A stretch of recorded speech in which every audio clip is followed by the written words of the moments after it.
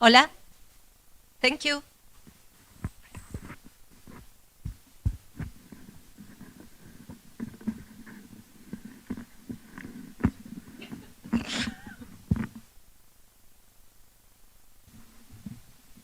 I don't think I need it.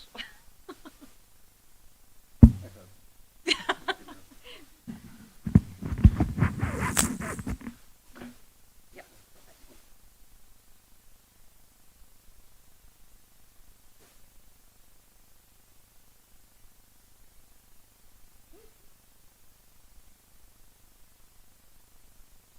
Everyone okay if we start? Perfect. There are 4 papers in this session. Myself and Cecilia are chairs. Not sure we need both of us for turn, but so we'll just share. We'll share the love. So the 4 ones. So we've got colleagues from 2 from Ireland, 1 from Poland, and 1 from Latvia. So we'll go through those. What we might do is each of the presentations, then allow questions after each, and then go into the rather than wait till the end. Everyone okay with that? Perfect. So I'm first up.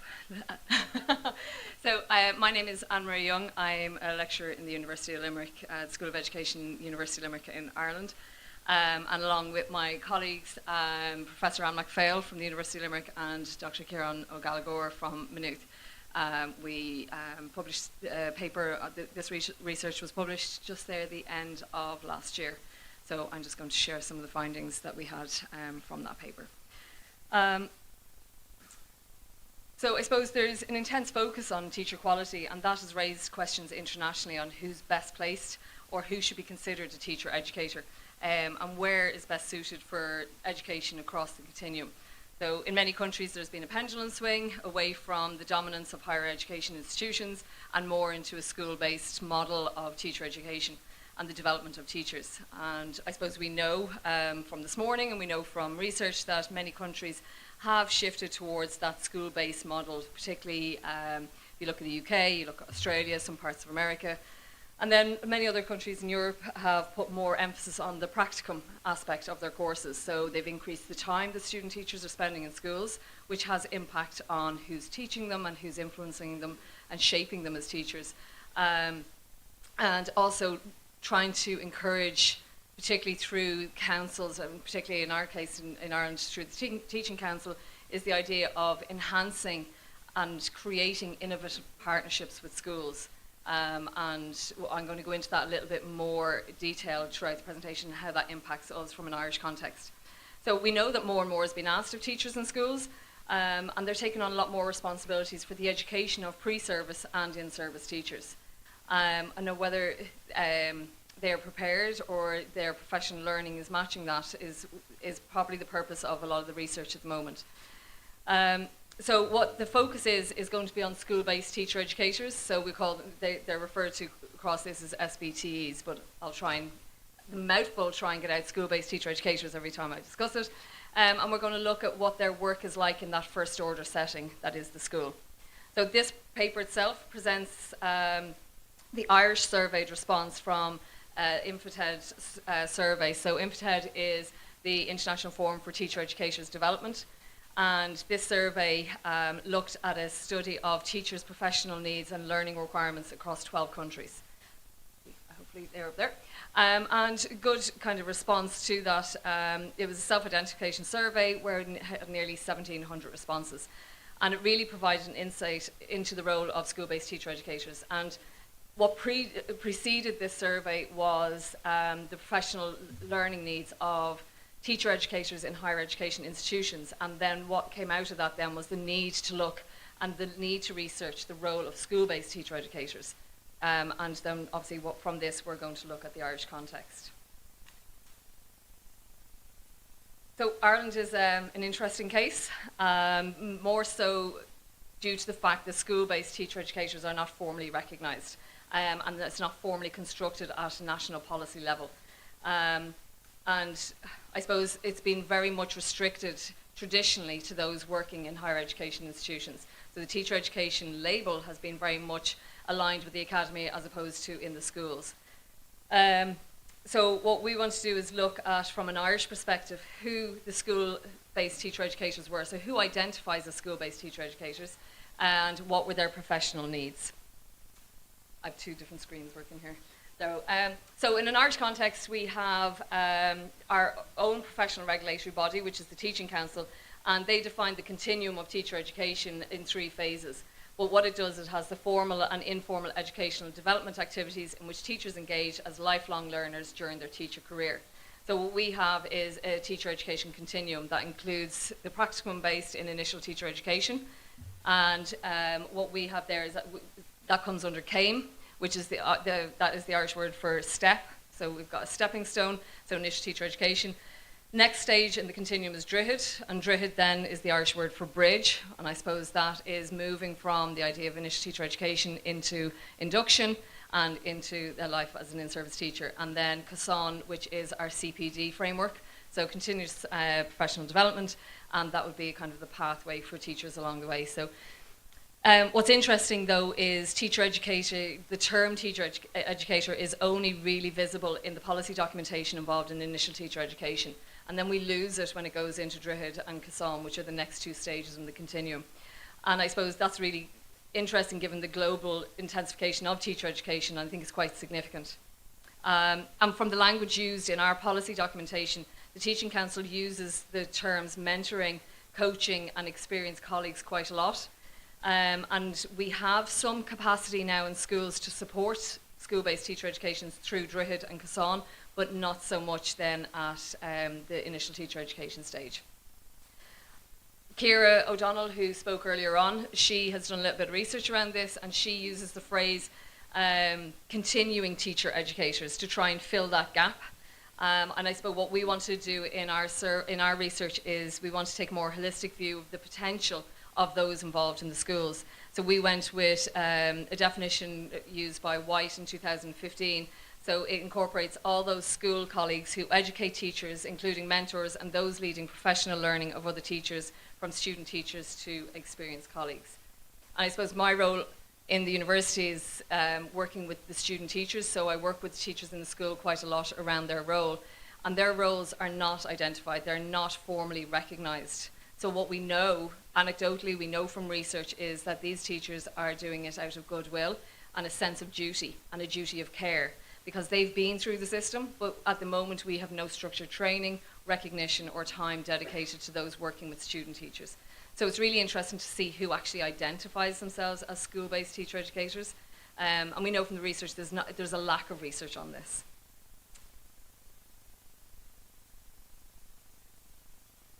I should have clicked that, sorry. Okay, so to frame the paper, we looked at identity, and just from this morning as well, or from the session just before lunch, it was that idea that teachers take on multiple roles. And I think the words that were used were they became mentors, they became counsellors, they became coaches. And we know this, our roles as teachers are continually increasing, and more so I think since COVID as well. So we know that identity really is made up of our own personal beliefs, ideologies, and how we view education, but it's also shaped by the construction and the context and the environment around us. So we're very much shaped by the policy in the schools nationally and school community policies, but then obviously we've got this dichotomy between our own identity and what policy states as well. And so it's that personal and that social construction or deconstruction that's it was important in this. And I suppose it's the tension between that and the meaning making is what was important for us when we looked at who identified as the school-based teacher educator.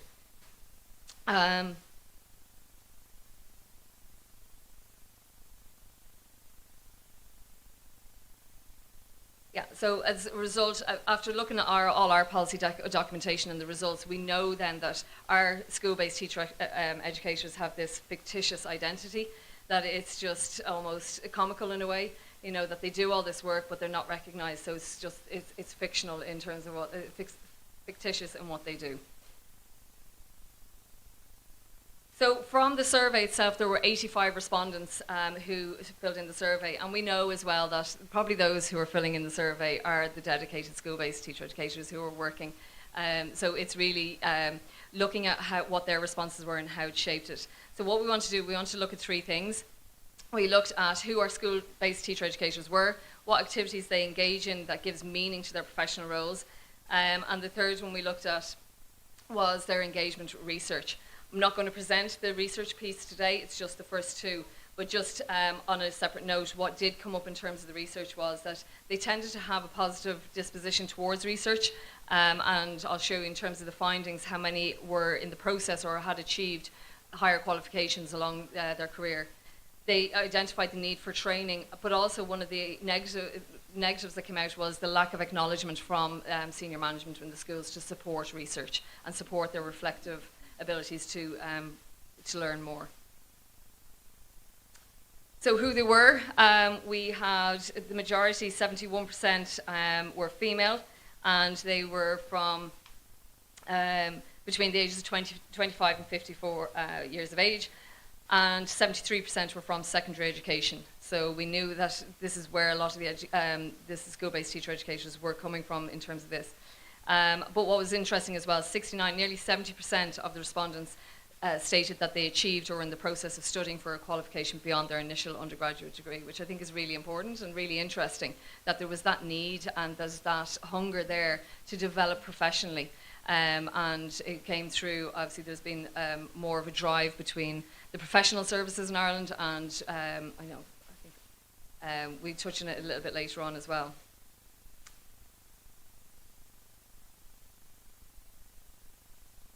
So in terms of who our school-based teacher educators work with, over 50% of the respondents said they work with qualified teachers, but student teachers was the main one. So we know that the majority of them will put their time into working and hosting and help supervise student teachers in the schools. The word frequency counter was applied to the responses to the open-ended questions within the survey, and we asked them how they would describe themselves, and 74% described themselves as mentors, which is interesting in itself, and then cooperating teacher was the next one. But we still had words like advisor, supervisor, facilitator. So while the school-based teacher educator isn't formally identified in Irish context, the qualitative aspect of the responses capture a real genuine supportive nature to their self-identified identity, with further descriptors such as confidant, counsellor, enabler, encourager, friend, listener, again showing the variety of roles that they're taking on as teachers. So this indicates that initiatives such as our national induction programme, so through DRIHID and CASAN, have provided a relational basis and the need for professionals to create and maintain that role of the school-based teacher educator.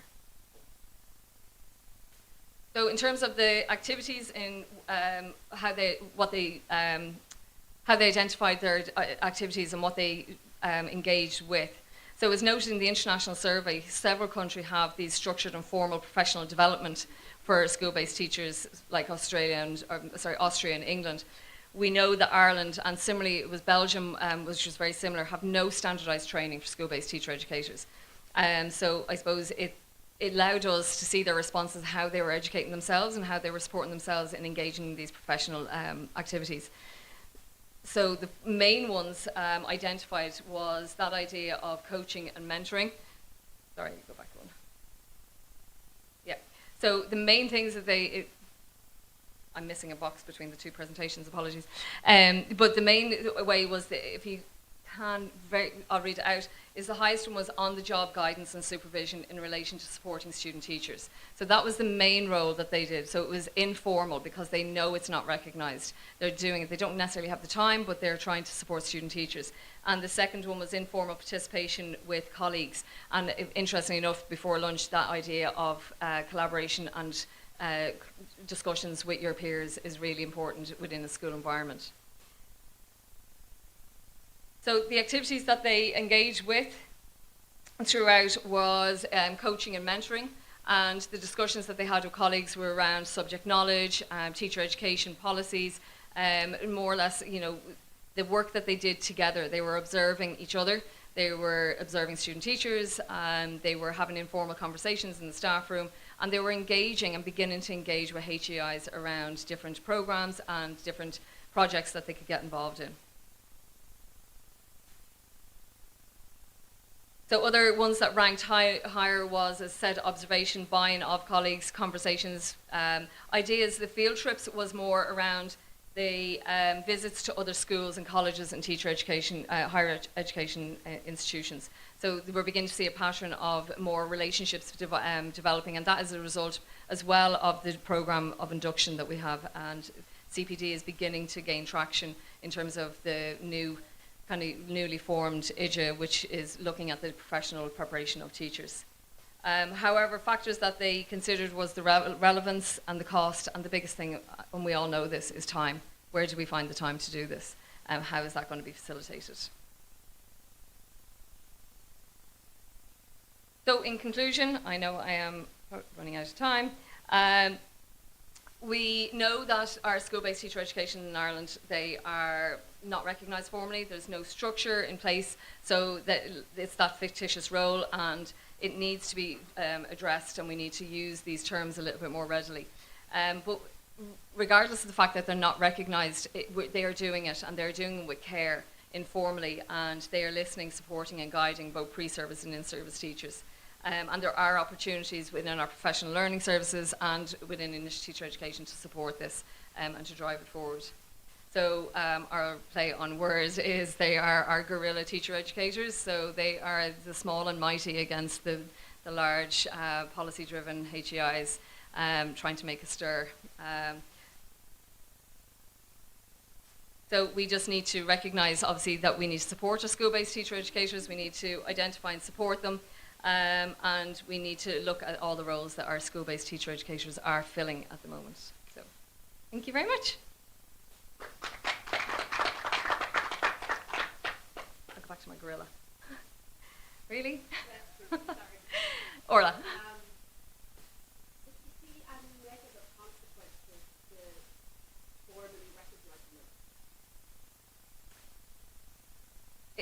The conversation has to be around what that formal recognition looks like and what their role would then entail. There's still a very big move away from being involved in the evaluative format,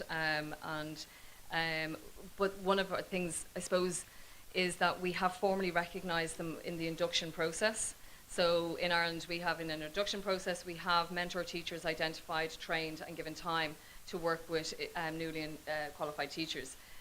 Personally, I think they dropped the ball a little bit that wasn't extended to English teacher education, because the role, is very similar across it, and it's working, so we could have extended it across.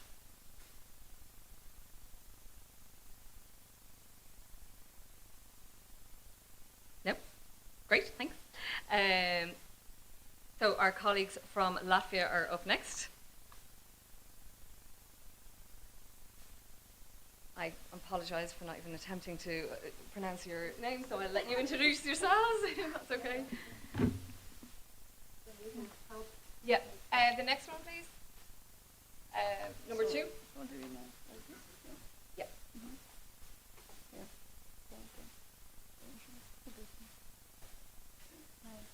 Okay. Just put PowerPoint on. Close or no? Okay. Okay, sorry. Okay. All set? Should be fine, sorry. Yeah. Okay, good afternoon. We are presenting small country, but very green country, Latvia, and come from Daugavpils University. Latvia. The second PowerPoint, Latvia. Yeah. Okay, sorry. No, as usually, technical problems, yeah. Okay, and we come from the second largest city in Latvia, Daugavpils, and presenting regional University of Daugavpils. So, and yeah, and we are all 3 researchers. Ilona Fedorova, it's me, Marita Kravala-Pauliņa, and our colleague Eridiana Ļuhnovića. And at the same time, my colleagues are also teachers at the secondary school level. So, and we will present today a little bit, very shortly, one publication that's already published, and speak about the main findings in what we did regarding workplace environment and organizational culture in educational institutions from the teacher's perspective, but representing very small scale research, one city, and before we get to real results, I will give the floor to my colleague Marita. Hello, everybody. It's a big pleasure being this conference because Professor Agnieszka invited us from Latvia and say, please tell for teachers something nice and something important for teachers. And then I think, what is important for teachers? Today you listen many ideas, but I like this. Teaching is pleasure. I think it's nice words. But today our presentation consists from two parts. One part is thinking about mission of teachers, and other parts, Ilona said, about results in one research about workplace environment. So one of my questions is for students and for you too. How you feel in process when you teach students? Are you feel happy or you feel unhappy or you thinking about how I feel? I only make my job. And this is questions very important when it's connected with our skills and with our mission, teacher mission, how we understand. And it's questions when we reflected about our job, about the situation was happened in job market too. And so I have three questions. First question is, do you like your job? Please raise your hand when you like. Good, thank you. Next questions, do you like that you are doing? When yes, raise your hand. Okay. And third question saying, are you happy to be a teacher at school? Please raise your hand. Okay. Then questions is, in Latvia 3 years ago was a big survey about feeling teachers. And then ask, how many teachers is happy in professional life?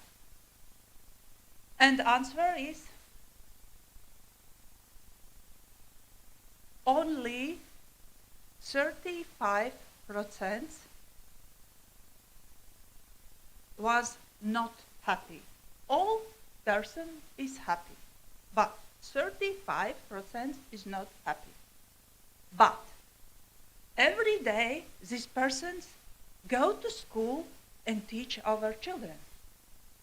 Then is questions, how unhappy person can teach something what is happy.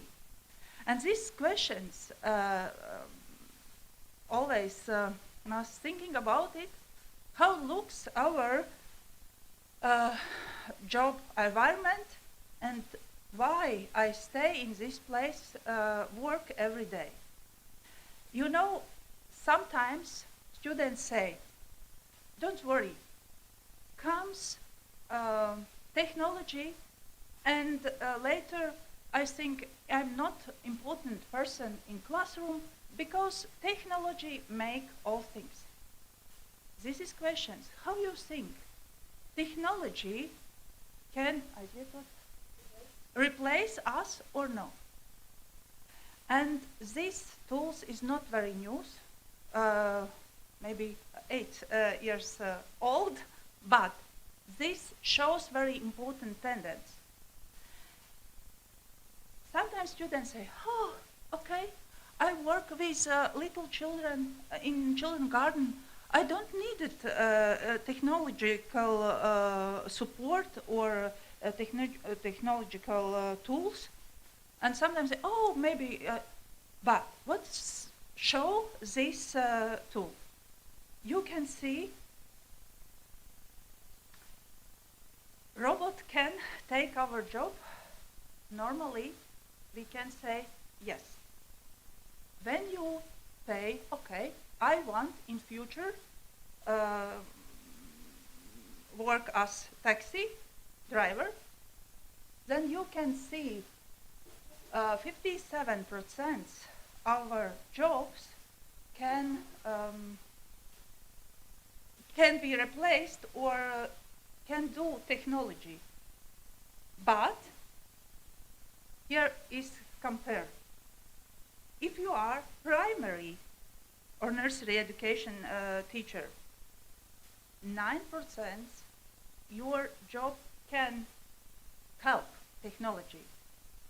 But if you work with older students, you must thinking very flexible and understand deeper context. What happened with our students? It's mean for students and for academic staff, very important thinking about job market and about skills. What skills is important yet, and what skills will be important in our future? And this is questions when we can look deeper in teacher professional development to develop. We say, yes, we must understand this reality. Technology comes in our life, but we cannot replace our professional work in our life. Yeah. Okay.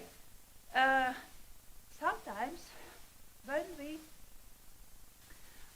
speak with students, then is questions: what competence or what skills I must develop because I want work as teachers till end of my life. And I like this World Economics Forum told about 8 very important skills, and you can see the first place is analytical skill thinking. It's important in this process. That means reflection in your professional life every day is very, very important.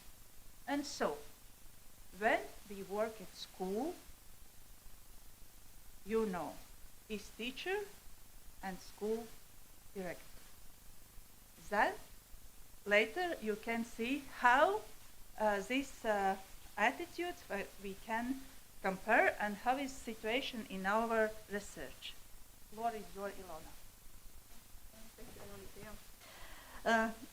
As I said before, it's quite small scale research, but it illustrates the tendency. So, and our main aim by doing our research and by publishing the article was to present these results to show what are these factors of attractiveness at the workplace and see what this culture of organization in educational institutions. So, but this research, we did survey and 97 participants were involved. Of course, majority were teachers and 13 heads of educational institutions or headmasters or whatever we call them, yeah. But we tried to include preschool level, elementary school level, and secondary school level as well. So, and this survey consisted of 2 parts. In one part, we tried to find out what are these 10 factors of attractiveness in their workplace, in the school environment, and what is the culture of organization in the particular educational institutions. So for the first part of the survey, we used Amundsen's workplace environment attractiveness factors. So the respondents, they evaluated each factor, and so at the end they made the list, what is the number 1, number 2, and so on, and what came out. So to summarize all the research, so what came out, so like the first 3 main important is key factors that characterize the workplace basically are relationships. Yeah? And it's very important to have this positive environment. I mean, of course, physical environment, it's important, but also emotional, psychological environment is also important.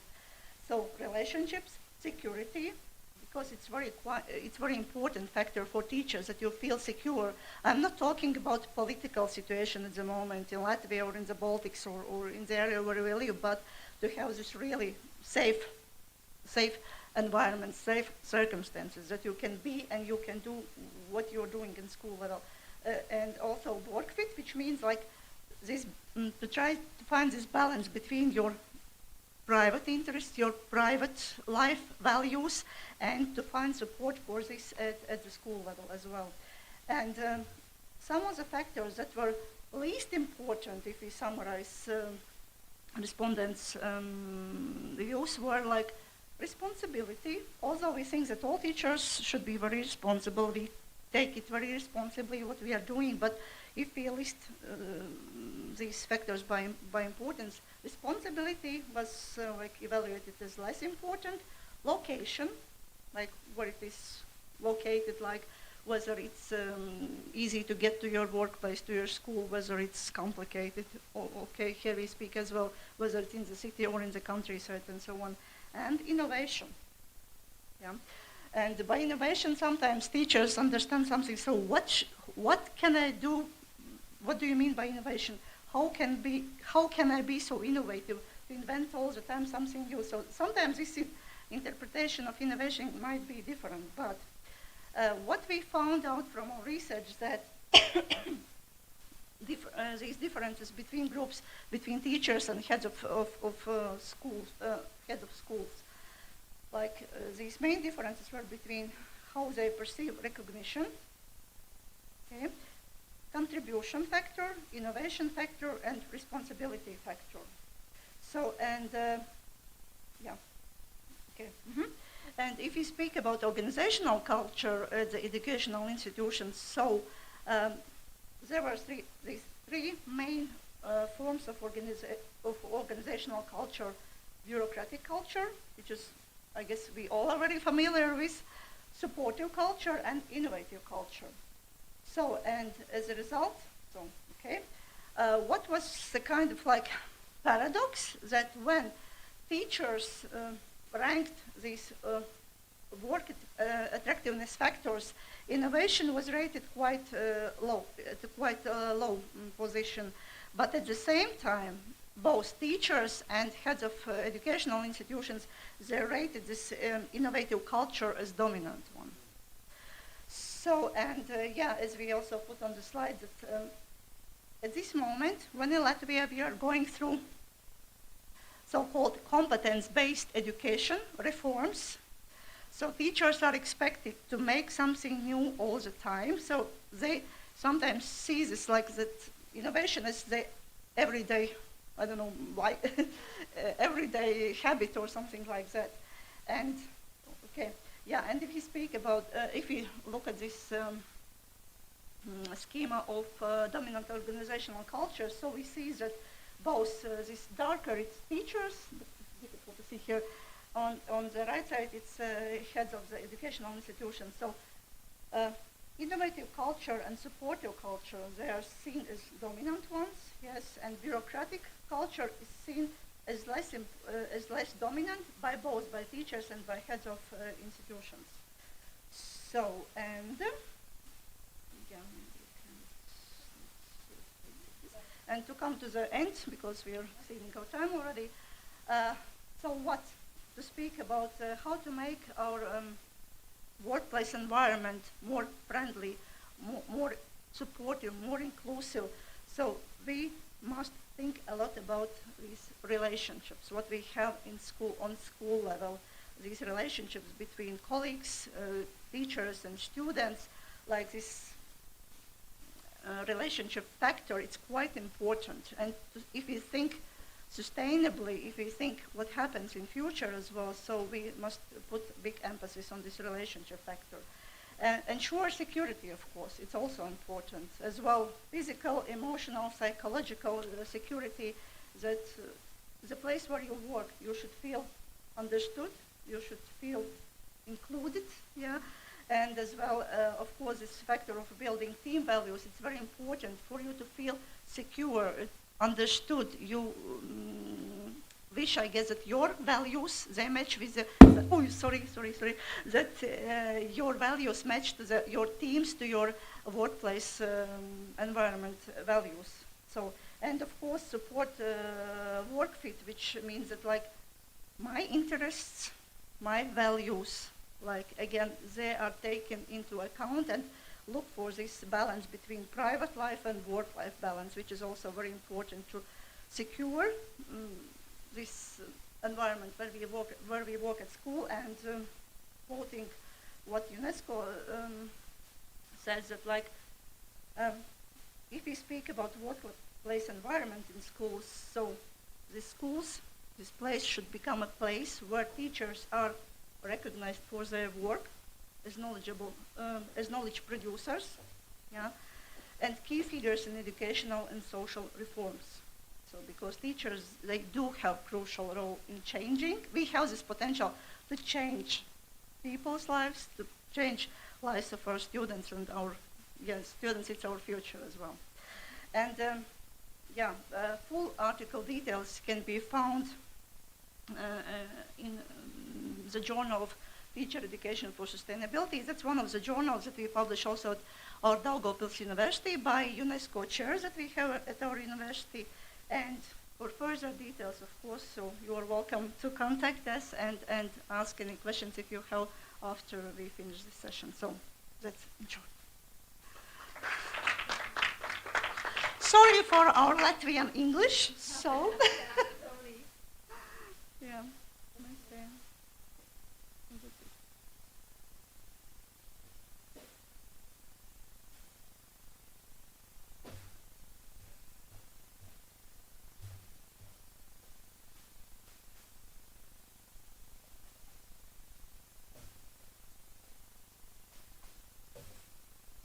Good afternoon, everyone. I'm Orla McCormack. I'm an associate professor at the School of Education in the University of Limerick in Ireland.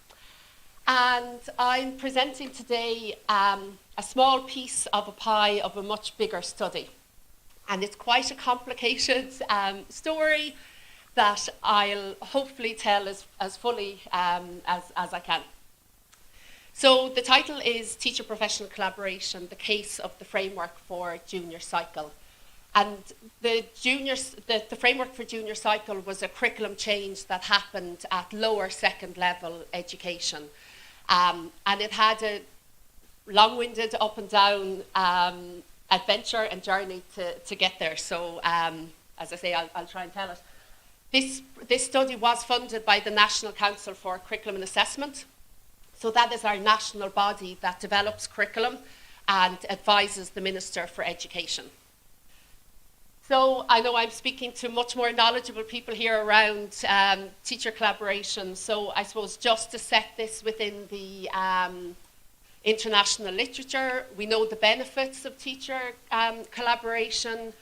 We know that what it can look like can vary. It can go from the sharing of resources, being quite safe and comfortable, to being more about observation, team teaching, really critical reflective practice where we challenge each other. We know particularly at second level that teacher collaboration can be balkanized, so subgroups working together in schools.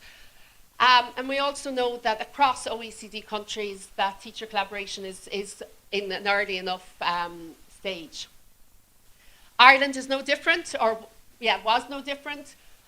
TALIS, we know from the TALIS study that Irish teachers were more likely to stay within the safe place of sharing resources, rather than going to the more challenging pieces. There was the privacy of practice, individualism, installation and isolation.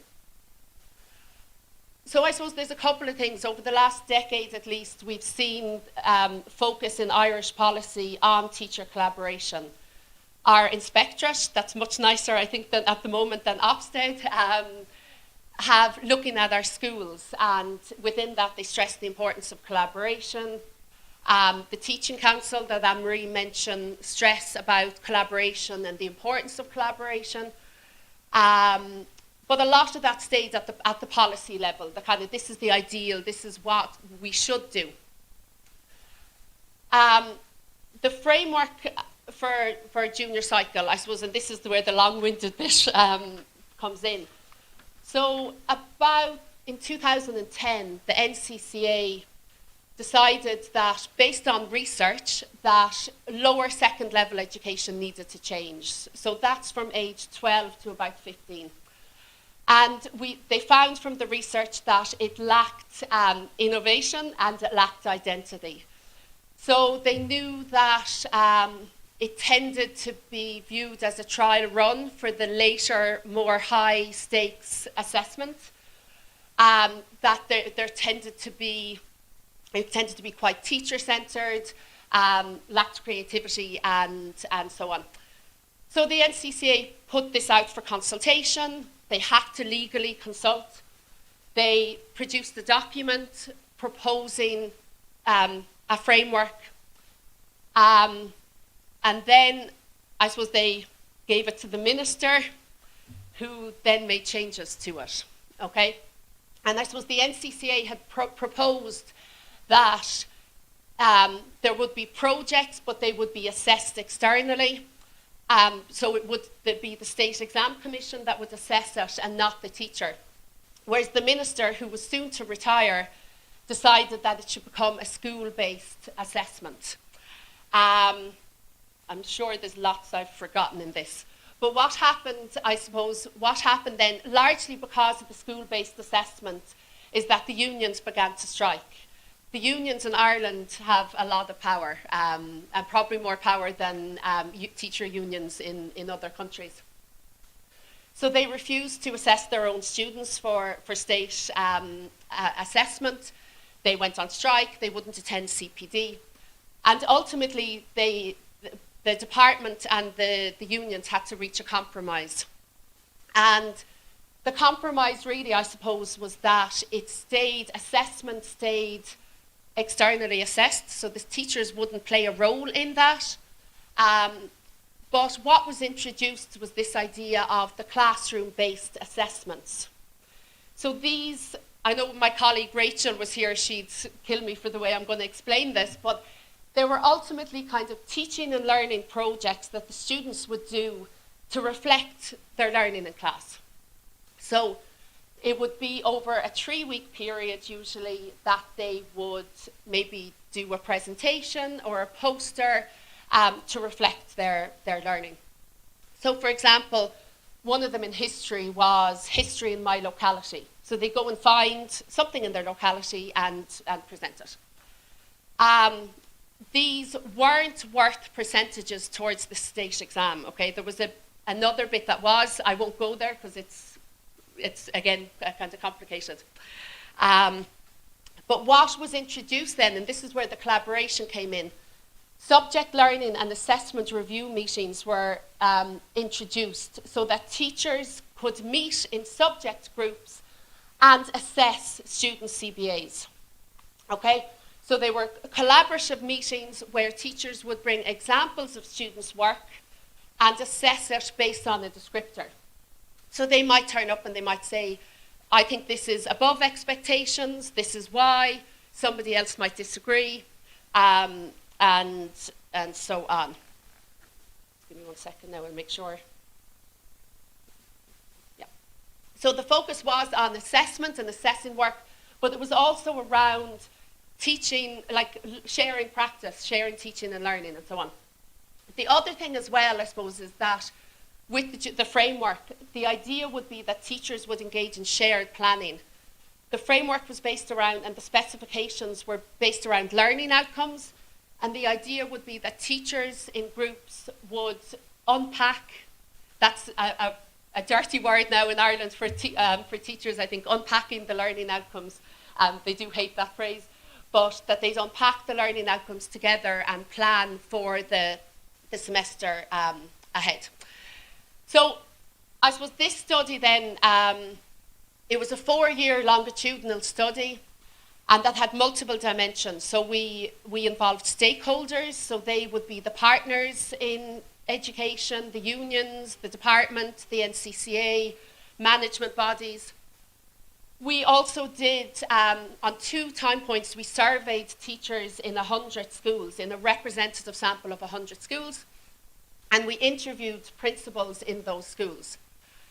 The third dimension, and this was the bit that I led, were case studies in 12 schools. So we went into the schools, spent a couple of days in there, did surveys with students, focus groups with students, interviews with teachers, principals, parents, and so on. So I suppose for this, the data, I suppose what am I drawing on for this bit? And again, it's really a whistle-stop tour of some of the data. We have 15 interviews with stakeholders, we have 65 principal interviews, we have 2,253 teacher survey responses across 2 time points, and we have 168 interviews with principals and teachers in the case study schools. The wider study did look at the enactment of junior cycle, okay, so it was broader than just collaboration.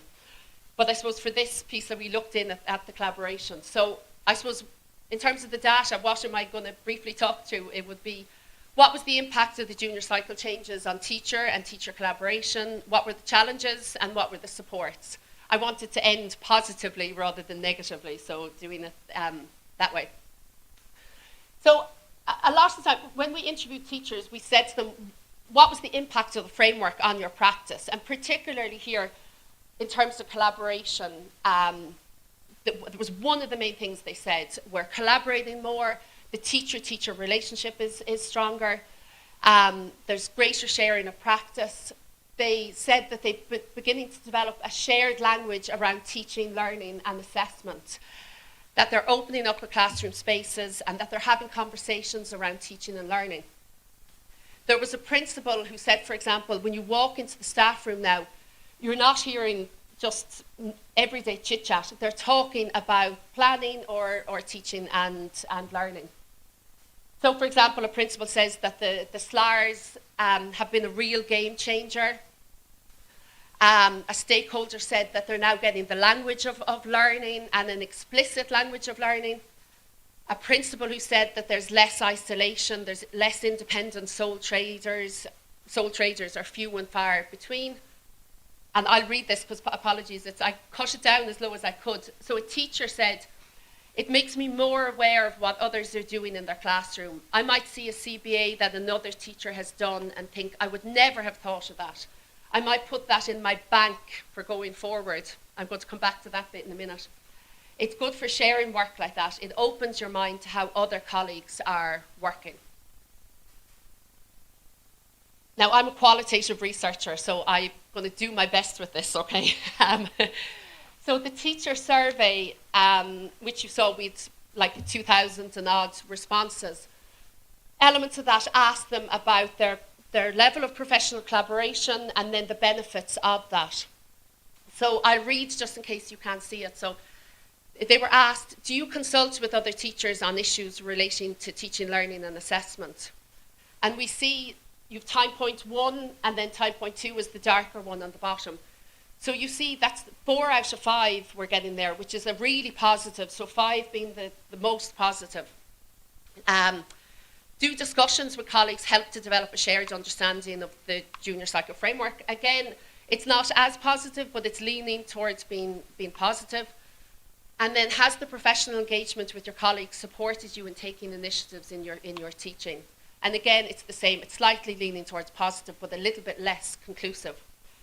You will note, and I'm happy to talk about it at the end, that there was a drop in positivity from time point 1 to time point 2. Okay, multiple reasons potentially for that. And again, what colleagues did, not me, they did Pearson's correlation in terms of. So one of the questions teachers were asked in the survey was, how supportive are you of the changes? And then they did a Pearson's correlation with those 3 survey items, okay? Don't ask me how. But ultimately they found that there was a relationship between them. So there's a correlation rather than causation is what we're saying.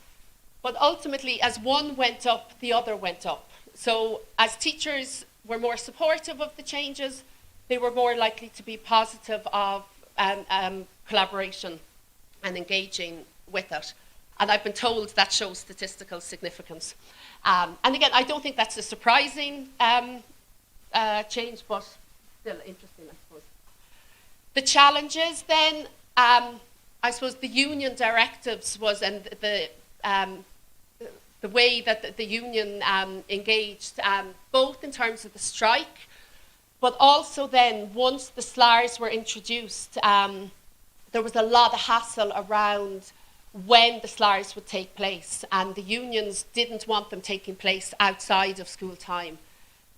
So you have a principal here saying, like, we're in a grey area as a manager here. We know the SLARs are happening, but we don't want to poke the bear in terms of engaging too much, in terms of trying to figure out, well, how much are they doing? Are they taking place? So, I mean, he says that, he or she, I should say, that it creates challenges. There's been an awful lot of negativity with the unions. You're in that grey area, and we're sort of saying just as long as the SLARs happen, you know, and it's documented, that we get the reports, but we're not really sure what's happening within them. The other thing that we found, and it goes back to what I said about banking resources, and this was more from our analysis of the data rather than something they said explicitly. We're questioning to what extent the SLARs and the shared planning is still keeping teachers in the safe place. That it's sharing of resources, it's cosy consensus, that they're getting on with each other, they're not overly challenging. So an example here from a teacher that says, oh, the SLARs, they're very interesting, very positive to see what other people are doing. We're generally in agreement, they're never contentious. So I suppose we're wondering, you know, it's great that they're getting this shared language, but is there anything else that needs to be done to move this on a little bit more, maybe? What were the positives? So the other thing as well, and I know we often in Ireland give out about things, but there has been a lot of positive stuff in terms of this. Every teacher, whether you taught at junior cycle level or not, got an hour, I think it was. I look at my Irish colleagues, I think it was an hour for planning and collaboration on their timetable a week. Okay? And that was given based on trust. You didn't have to be answerable for it. And it meant that it gave that time and space to engage in professional conversations and collaborations. So the stakeholders that said, I think the fact that the department and the minister were willing to put money where their mouth was, were willing to hire 670 extra teachers, that it was really important and that it gave SLARs a value. What is interesting is that professional time was rarely mentioned by teachers in interviews. So there's a slight fear that it was taken and then evaporated. So it wasn't brought up by them as a support within it. It was by principals and by stakeholders. The other thing as well, and I'm nearly done, was the professional development approach. There was a dedicated professional support body set up for this curriculum change. They just focused on junior cycle. And what they also did was they had whole school professional development, so the school would close for the day and the whole school would come together and plan and collaborate. But they also did cluster days. So schools in their locality, say for example the English teachers would all come together, meet, shared planning, try and make sense of the changes. So a teacher, for example, was saying that the cluster days were great. It was really helpful to talk with teachers in other schools. And again, another teacher says it's talking to everyone else, seeing what other people are doing. It's that interaction. It's that sharing, because people don't know if they're on the right track or not. That there's stuff so broad within the curriculum that when you talk to other people, ultimately you can either get a sense of, yeah, we're doing it okay, or, oh, maybe we could try that. So very tentative considerations, because what we've done is looked at the reports, and taken out the bits so far, so I want to spend a bit more time thinking about this. But this is definitely the structural introduction of a collaborative practice in Ireland is huge, really. And they've now decided to change senior cycle. So there's potential that this structure is a great foundation to work off in terms of introducing this curriculum change and future changes. The idea that correlation rather than causation in terms of that link, I think it's probably well known, but it's still something worth looking at. And then the other thing as well is maybe looking a little bit more at, well, so the slides are happening, the teachers like them, they find them helpful, but what's actually happening within them? What are those conversations? And is there ways of moving that collaboration outside of SLARS and outside of planning? So this has been, like, I have an 8-year-old and I've been working on this project for 4 years. So he said to me, so you've been doing this half my life? And I'm like, yes, I have. So we have 4 reports already published from this, and the 5th report is due to be published probably in April or May. That 5th report is the big one because it's really when we can hit home in terms of all of the data. So if you use that QR code, it will bring you to the other reports, but I definitely think the 5th one is the one to watch. Okay, and sorry for the long story that I said very quickly. Okay, thank you. Now just walk.